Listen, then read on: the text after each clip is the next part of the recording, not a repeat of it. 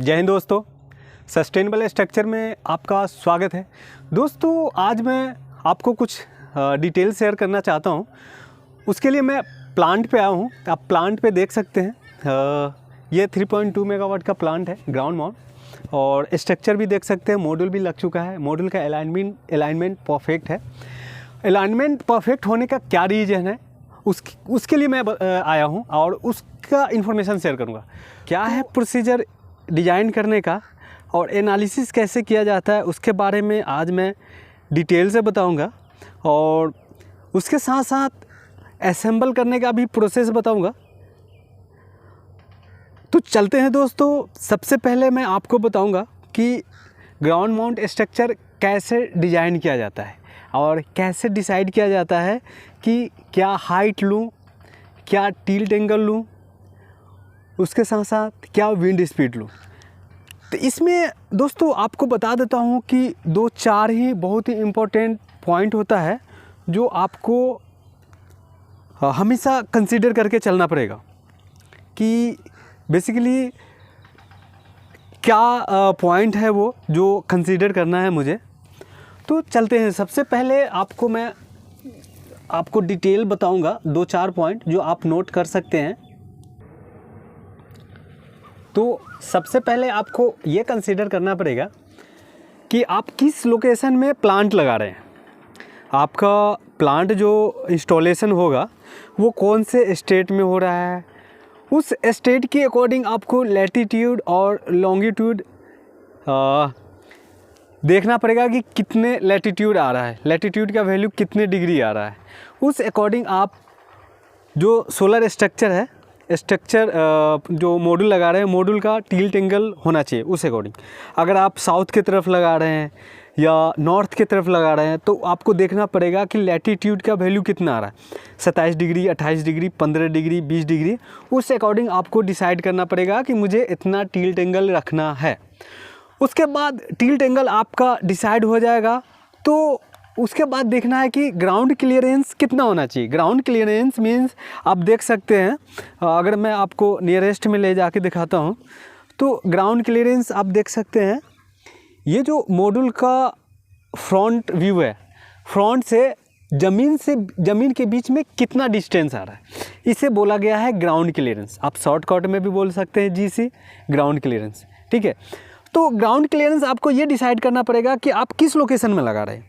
आप जिस लोकेशन में लगा रहे हैं वहाँ पे बाढ़ का कुछ इशू तो नहीं है, फ्लड, पानी तो नहीं भर जा रहा है। उसके बाद वहाँ का मिट्टी क्या है, मिट्टी का जो नमी क्या है, मिट्टी में हमेशा नमी रहता है या पथरीला है, ये क्या है, बालू वाला है। तो उस अकॉर्डिंग आपको मिट्टी का पहले जांच कराना पड़ेगा, सॉइल टेस्ट करना पड़ेगा कि मिट्टी क्या है। अगर मिट्टी आपका एक तरह से मान लीजिए जैसे ये मिट्टी है तो ये बालू भी नहीं कर सकते हैं और पथरीला भी नहीं कर सकते हैं, ये खेती वाली मिट्टी है। तो यहाँ पे ग्राउंड क्लियरेंस देख लेंगे। अगर पानी नहीं आ रहा है तो आप 500 मिनिमम रख सकते हैं। तो दोस्तों आपको मैं बता रहा था कि ग्राउंड क्लियरेंस डिसाइड करने के लिए आपको पहले देखना पड़ेगा कि उस लोकेशन में पानी तो नहीं जमा हो रहा है। अगर नॉर्मल लोकेशन है जहाँ पे पानी ज़्यादा से ज़्यादा 2 इंच, 3 इंच, 4-5 इंच तक आता है, मतलब 100-200 mm तक आता है, 1 फीट के नीचे ही रहता है, तो आप 500 mm, 1.5 फीट के आसपास आप कंसीडर कर सकते हैं ग्राउंड क्लियरेंस। अगर खेती करना चाहते हैं तो वहाँ पे आपको 5 फीट, 4 फीट, 5 फीट के आसपास हाइट रखना पड़ेगा। अगर खेती नहीं कर रहे हैं तो चलेगा, 500 mm मिनिमम चलेगा। उससे नीचे करना थोड़ा सा डिफ़िकल्ट हो जाएगा कि आपको मॉड्यूल असेंबल करने में बहुत परेशानी होगा, आपके जो वर्कर लोग हैं उनको भी इशू होगा, टाइम भी लगेगा। तो मिनिमम 500 mm होना ज़रूरी है। 2 चीज़ कंसीडर हो गया, 2 चीज़ आपको क्लियर हो गया। अब तीसरा पॉइंट आते हैं विंड स्पीड। विंड स्पीड सबसे मोस्ट इम्पोर्टेंट है स्ट्रक्चर एनालिसिस करने में, कि जिस लोकेशन में गवर्नमेंट ने एक पॉलिसी पास कर रखा है कि इस स्टेट में इतना विंड स्पीड आता ही है, मतलब आपके स्ट्रक्चर का जो एनालिसिस होगा इतने विंड स्पीड पे होना चाहिए, मतलब 150, 160, 170 के विंड स्पीड पे होना चाहिए। तो ये 3 चीज़ मेजर है। अब स्ट्रक्चर को ये 3 चीज़ कंप्लीट होने के बाद अब स्ट्रक्चर को एनालिसिस कीजिए। सॉफ्टवेयर है स्टेड प्रो है, स्टेड प्रो पे प्रॉपर तरीक़ा से एनालिसिस कीजिए। एनालिसिस करने के बाद अब फैब्रिकेशन डिज़ाइन कीजिए। अब दोस्तों रह गया बात, फैब्रिकेशन डिज़ाइन करने के लिए आपको मैं डिटेल से बताता हूँ। दोस्तों ऐसा इन्फॉर्मेशन मैंने बहुत सारे वीडियो देखा हूँ जो डिटेल से नहीं बताएगा आपको, बहुत ही शॉर्ट में ही बता के छोड़ देगा, लेकिन मैं आपको डिटेल से बताऊँगा। अगर मेरे वीडियो को आप कंटिन्यू फॉलो कर रहे हैं तो मैं आपको जितने भी टाइप का है, सोलर से रिलेटेड, ट्रांसमिशन से रिलेटेड जितने भी वीडियो है वो आपको जितने भी क्या कहते हैं वर्क है, मैं आपको डिटेल से बताऊंगा। सभी वीडियो प्रॉपर तरीक़ा से बना के आपको शेयर करूंगा। अब देख सकते कितना फिनिशिंग किया गया है। सिंगल कॉलम पे है डबल पोर्ट्रेट, सिंगल कॉलम पे डबल पोर्ट्रेट है, हॉट डीप स्ट्रक्चर है, हॉट डीप प्लस गैल्वेलम है। अब देख सकते हैं इसमें सैग एंगल का भी यूज किया गया है, क्रॉस ब्रेसिंग का भी यूज किया गया। अब क्रॉस ब्रेसिंग देख सकते ये है। अब देख सकते इधर से डबल पोर्ट्रेट है। अभी थोड़ा सा मॉड्यूल क्लीन नहीं है, अभी ये मॉड्यूल क्लीन नहीं है, लेकिन अभी थोड़ा सा गर्मी चल रहा है और मौसम चेंज लग रहा है कि हो सकता है तो बारिश हो जाए। आप देख सकते हैं लग रहा है कि बारिश हो सकता है। 2-3 दिन से ऐसा मौसम बना रखा है। अगर बारिश नहीं हुआ तो मैनुअली क्लीनिंग करना पड़ेगा, अगर बारिश हो गया तो क्लीनिंग करना कोई ज़रूरी नहीं है। क्लीनिंग करने का एक बार बारिश हो जाने पे तो मॉड्यूल पूरा क्लीन हो जाएगा। अब चलते हैं दोस्तों, अब इस टेबल देख सकते हैं, टेबल टू टेबल गैप क्या है। अगर आपको कोई सा भी डाउट हो तो आप फ़ोन करके डायरेक्ट मेरे से बात कर सकते हैं। मैं डिस्क्रिप्शन में फ़ोन नंबर और ईमेल आईडी वगैरह शेयर कर दूंगा, जिससे आपको बहुत ही आसानी हो जाएगा मेरे से बात करने में। उसके साथ साथ फैब्रिकेशन कैसे किया जाता है, तो फैब्रिकेशन के बारे में भी बताऊंगा कि फैब्रिकेशन ड्राइंग बनाने के लिए आपको कौन से प्रोसीजर फॉलो करना पड़ेगा और कौन से स्टेप फॉलो करना पड़ेगा, जिससे आप कोई सा भी स्ट्रक्चर डिज़ाइन कर सकते हैं। आप देख सकते हैं, मैं आपको डिटेल से बताऊंगा। अभी मैं प्लांट में हूँ। ये अर्थिंग वगैरह हो गया, ये कॉलम टू कॉलम ब्रेसिंग है। थोड़ा सा यहाँ पे टिल्ट लेना चाहिए, लेकिन इन्होंने कनेक्ट नहीं किए हैं, कोई इशू नहीं, ऊपर कनेक्ट है। स्ट्रक्चर का स्टेबिलिटी भी परफेक्ट है और स्ट्रक्चर का लाइफ हॉट डीप है तो 25 ईयर्स तो चलेगा ही। गैल्वेलम है तो गैल्वेलम में कुछ चेंज होगा तो रिप्लेस हो जाएगा। स्ट्रक्चर इस बेसिस पे डिज़ाइन किया गया है कि अगर स्ट्रक्चर में कोई इशू होता है तो ईजिली रिप्लेस कर सकते हैं। देख सकते हैं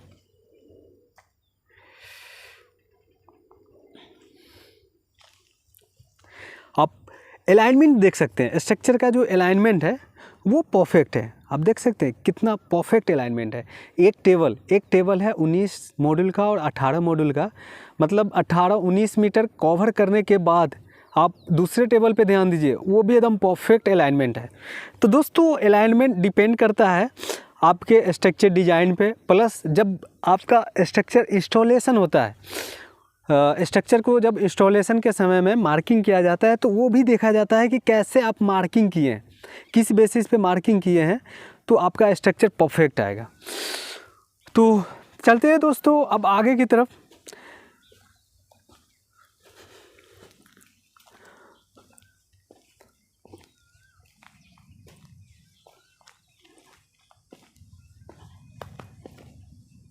अभी मॉड्यूल क्लीन नहीं है, थोड़ा देर पहले बारिश हल्का आया था और तुरंत ख़त्म हो गया। अगर बारिश कंटिन्यू रह जाता तो मॉड्यूल क्लीन हो जाता।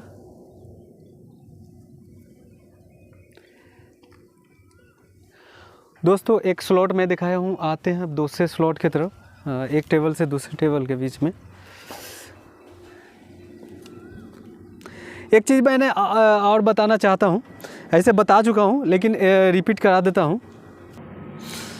ऐसे बता रखा हूँ कि ये जो आप देख रहे हैं ये गैप एक टेबल से दूसरे टेबल, अगर आप कंसिडर करते हैं कि जो फ्रंट टेबल है, ये फ्रंट टेबल का बैक पोर्शन और बैक टेबल का फ्रंट पोर्शन के बीच में कितना गैप है, वो गैप कैसे डिसाइड करते हैं, इसके बारे में मैं आपको डिटेल से भी बता रखा हूँ।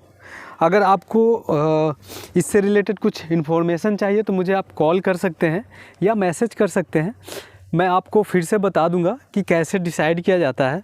आप एक ही टेबल टू टेबल गैप को हर एक स्टेट में आप कंसीडर नहीं कर सकते हैं, मतलब अप्लाई नहीं कर सकते हैं कि अगर मैं साउथ के तरफ 1500 mm गैप लिया हूँ 1800 mm, तो मैं नॉर्थ की तरफ भी जाके दिल्ली में, हरियाणा में, राजस्थान में चिपका दूँ कि चलो भाई 1500 टेबल टू टेबल गैप देके आप इंस्टॉल कर लो। तो ये आपके लिए बहुत ही घाटा साबित होगा, क्योंकि आपका इलेक्ट्रिसिटी जनरेशन कम जाएगा। अब कमेगा कैसे, वो आपको मैं नेक्स्ट वीडियो में बताऊंगा। तो इसके लिए अभी तक के लिए इतना ही काफ़ी है, और नेक्स्ट वीडियो में मैं आपको बताऊंगा कि इन्वर्टर, ट्रांसफार्मर, ACDB, DCDB, ये सब के बारे में डिटेल से बताऊंगा। आप देख सकते हैं एक मैं वहाँ पे आप देख सकते हैं ACDB रूम है, ACDB रूम है, ट्रांसफार्मर बगल में है, उसके बारे में बताऊंगा। तो दोस्तों आपको दिखाऊंगा कि जो 3.2 मेगावाट पे मेरा जो स्ट्रक्चर लगा है और जो प्लांट का अलाइनमेंट है वो आपको दिखाऊंगा। आप प्लांट का अलाइनमेंट देख सकते हैं, अभी कुछ हरी हरी घास से हो चुका है क्योंकि बारिश हुआ था, और बारिश की वजह से, क्योंकि आप देख सकते हैं मॉड्यूल भी मेरा कितना परफेक्ट है और मॉड्यूल भी क्लीन है। अभी क्लीन करने का कोई ज़रूरी भी नहीं है, इसलिए घास भी नहीं काटा जा रहा है। ये मंथली घास कटता है, तो एक मंथ में देख रहे हैं 1 से 2 मंथ हो गया है, घास भरा हो गया। ऐसे ये सब देख रहे हैं, ये सब एरिया है साफ़, इसलिए नहीं कट कर रहे, लेकिन एक महीना में ये कटेगा। ये इन्वर्टर लगा हुआ है, आपको अलाइनमेंट दिखाता हूँ। आप देख सकते हैं, स्ट्रक्चर भी दिखा देता हूँ नीचे, आप देख सकते हैं।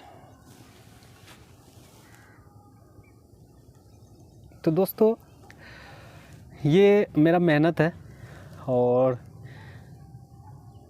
इसको बनाने में बहुत टाइम लगा है। अगर आप मेरे चैनल को फॉलो कर रहे हैं तो आपको भी मैं ऐसा ही नॉलेज परफेक्ट दे दूंगा। मेरे चैनल को फॉलो करते रहिए और मेरे वीडियो को लास्ट तक देखते रहिए। आप देख सकते हैं बार बार ये एरोप्लेन क्रॉस कर रहा है ऊपर से, तो आवाज़ में डिस्टरबेंस होता है। 1 घंटा में मुश्किल से मुझे लग रहा है कि कम से कम 12-15 यहाँ से फ़्लाइट क्रॉस कर गया है। मैंने 5-6 वीडियो ऐसी कट कर दिया हूँ इसी की वजह से। आप चलिए आगे आपको बताता हूँ।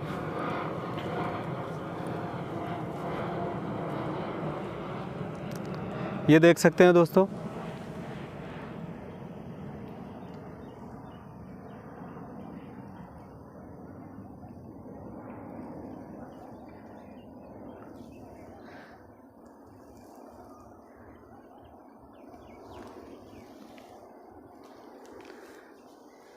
अब सर आपको बताऊंगा कि स्ट्रक्चर का देख सकते हैं।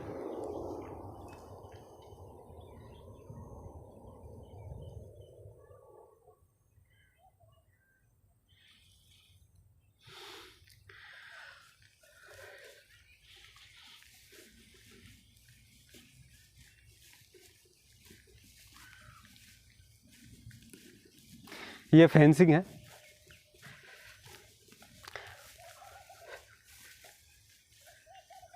आज मौसम बहुत सुहाना है और मुझे वीडियो बनाने में भी अच्छा लग रहा है, क्योंकि दिल्ली का धूप बहुत ज़्यादा इस समय हो रहा है।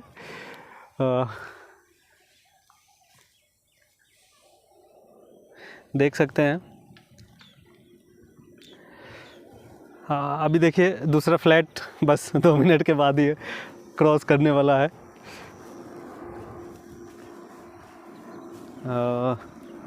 देख सकते हैं घास, हरी हरी घासें बहुत ज़्यादा हो गया है।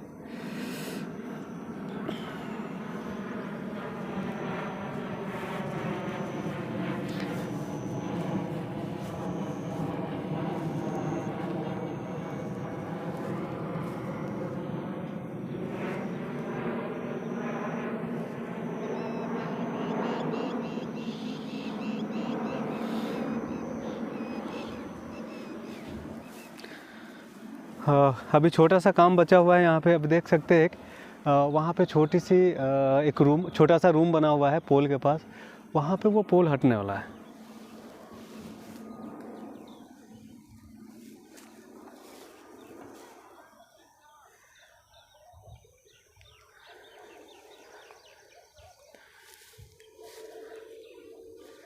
अभी प्लांट ऑन नहीं हुआ है, प्लांट जनरेशन नहीं दे रहा है, क्योंकि जो गवर्नमेंट से रिलेटेड काम है वो उसी के कारण ये फंसा हुआ है। गवर्नमेंट काम भी स्लो चलता है, बट अपना काम तो बहुत पहले ही कंप्लीट हो गया था।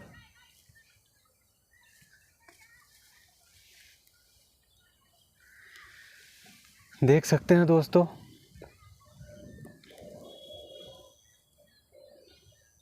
वो देख सकते हैं एक कॉलम से दूसरे कॉलम के बीच में जो ब्रेसिंग किया है वो क्रॉस ब्रेसिंग है। बेसिकली स्ट्रक्चर को स्टेबल करने के लिए यूज किया है। वो बेसिकली यूज होता है स्ट्रक्चर का फर्स्ट कॉलम से सेकेंड कॉलम और लास्ट कॉलम से जो लास्ट में है वो लास्ट कॉलम और लास्ट सेकेंड कॉलम यूज होता है। दो कॉलम को ही कनेक्ट किया जाता है। बेसिकली यहाँ पे टेबल का साइज है 2x18 और 2x19 का टेबल है, मतलब 2x19 का टेबल, मतलब एक टेबल में 19 मॉड्यूल नीचे और 19 मॉड्यूल ऊपर है।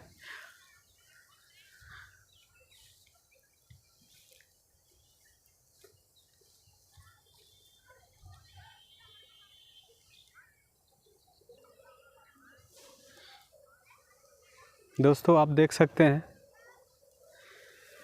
मैं आपको आज डिटेल से बताऊंगा ही प्लांट पे घुमा घुमा के। आप देख सकते हैं दोस्तों, एक सवाल उठता है कि हमेशा ये जो आप देख सकते हैं ये जो पॉइंट है और ये पॉइंट, ये दोनों के बीच में कितना गैप होना चाहिए। हम अक्सर सबका एक ही सवाल रहता है कि कितना होना चाहिए। तो दोस्तों आज मैं आपको बता देना चाहता हूँ, बेसिकली क्या होता है कि ये डिपेंड करता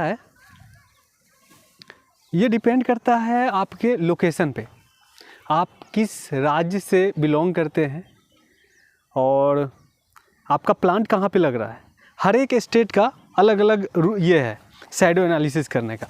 क्यों, क्या होता है, बेसिकली जो लैटीट्यूड लॉन्गिट्यूड होता है ना, उसी पे डिपेंड होता है। आप देख सकते हैं अगर नॉर्थ की तरफ आते हैं, दिल्ली की तरफ, दिल्ली की बात करता हूँ तो दिल्ली में लैटीट्यूड है 28 डिग्री अप्रोक्स, और यही आप कर्नाटका की तरफ चले जाइए, बेंगलोर चले जाइए, तो आपको वहाँ पे लैटीट्यूड मिल जाएगा 13 डिग्री 14 डिग्री मिल जाएगा।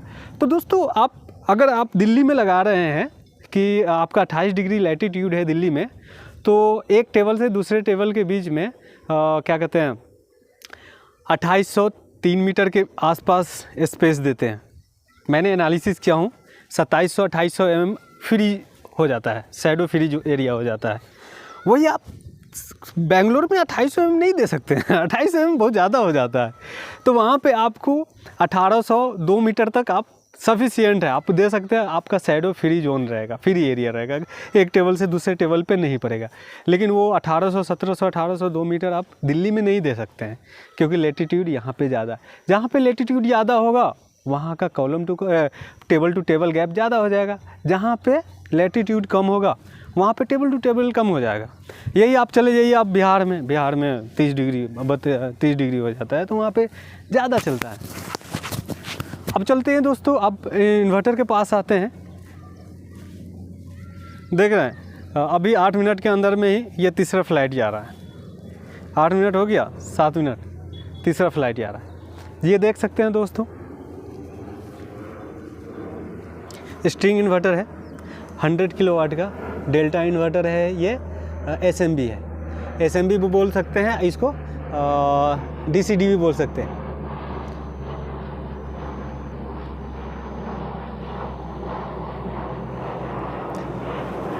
देख रहे हैं फ्लाइट पे फ्लाइट धुंधला हो गया है।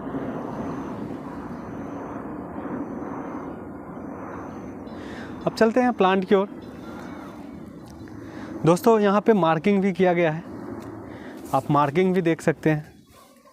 ये मार्किंग का मतलब क्या है आपको बताऊंगा।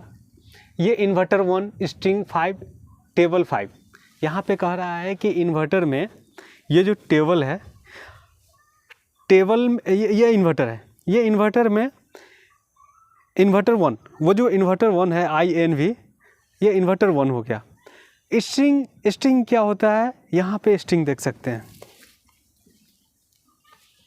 ये स्ट्रिंग है, यहाँ पे लिखा होगा, आप देख सकते हैं inverter 1 S3P positive negative, S3 S2 S4 S5 होगा। तो वही आप वहाँ पे S मतलब स्ट्रिंग, यहाँ पे आप देख सकते हैं S5 inverter 1 S5 positive, inverter 1 S5 negative positive होगा, नेगेटिव इधर होगा, पॉजिटिव इधर होगा। और जो टेबल बोल रहा है, टेबल क्या है, टेबल T5 स्ट्रिंग 5 T5 मतलब टेबल जो होगा, एक इधर से देख सकते, काउंट कर सकते, 1 2 3 नहीं 1 2 3 4 5, हाँ सॉरी, हाँ आप देख सकते हैं एक टेबल कंप्लीट हुआ है, दूसरा टेबल ये हो गया, तीसरा टेबल आगे तक, चौथा टेबल आते हैं उसके अपोजिट में, अपोजिट कर रहा हूँ सामने वाले, अब पांचवा टेबल ये हो गया, तो स्ट्रिंग 5 हो गया। अब चलते हैं दोस्तों आगे की तरफ। स्ट्रक्चर के बारे में बताऊंगा, उससे पहले मैं आपको ये सब बता देता हूँ।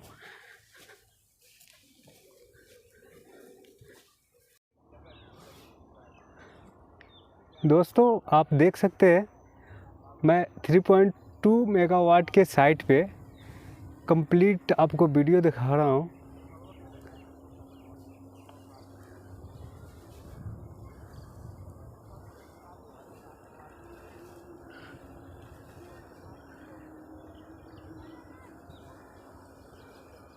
आप देख सकते हैं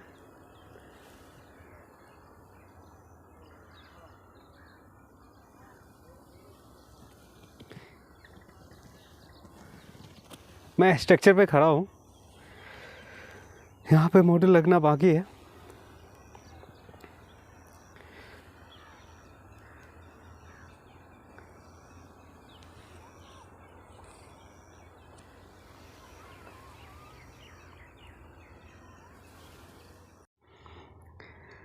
यह स्ट्रक्चर है,